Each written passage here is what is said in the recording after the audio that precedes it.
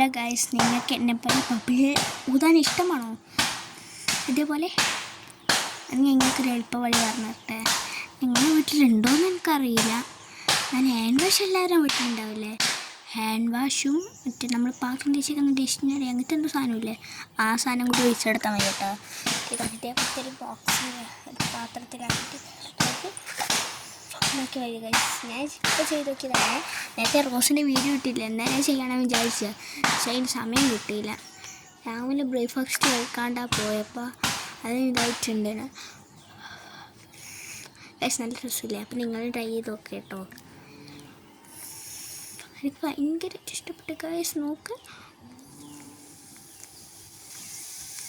Wash വലുതൊക്കെ ആയിട്ട് വരുന്നുണ്ട് guys. നിങ്ങൾ എന്തായാലും ട്രൈ ചെയ്ത് നോക്കണേ. എൻ്റെ അനിയത്തി പറഞ്ഞപ്പോൾ നമ്മളിന്ന് കൊട്ടിയൂരിപ്പെന്ന് പറഞ്ഞില്ലേ, കൊട്ടിയൂർ പോയപ്പോൾ എൻ്റെ അനിയത്തി ആരും മിണ്ടല്ലേ നോക്കിയതോ, കൊട്ടിയൂർ പോയപ്പോൾ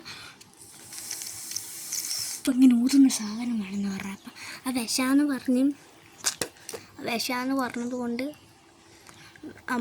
അമ്മമ്മ പറഞ്ഞ വേണ്ടാൻ. പക്ഷെ നമുക്ക് കിട്ടുന്നുണ്ട് ചേച്ചി. ഞാൻ വിഷാന്ന് നോക്കിയിട്ടില്ല കേട്ടോ. നല്ല രസമുണ്ട്.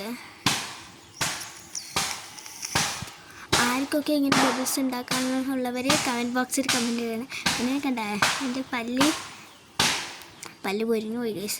ഇതൊരു ടെക്നോളജി പറഞ്ഞു കേട്ടോ. ടെക്നോളജിയാ.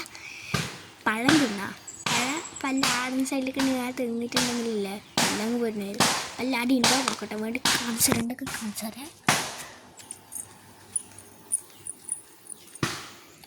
ഗൈസ്. പല്ലവിടെ ഇല്ല. ഇനി പേപ്പർ സോപ്പ് ഉണ്ടാക്കി കേട്ടോ. അതിൽ നിന്ന് വന്ന് ബാക്കി സാധനം വെച്ചിട്ടാണ് കേട്ടോ ഞാൻ ബബിൾസ് ഉണ്ടാക്കി. നിങ്ങളും ചെയ്ത് നോക്കട്ടോ. പിന്നെ ലൈക്ക്, സബ്സ്ക്രൈബ് എല്ലാം ചെയ്യണം. ഷെയർ ആൻഡ് കമൻറ്റ് എല്ലാം ചെയ്യുക. Tata bye bye, see U.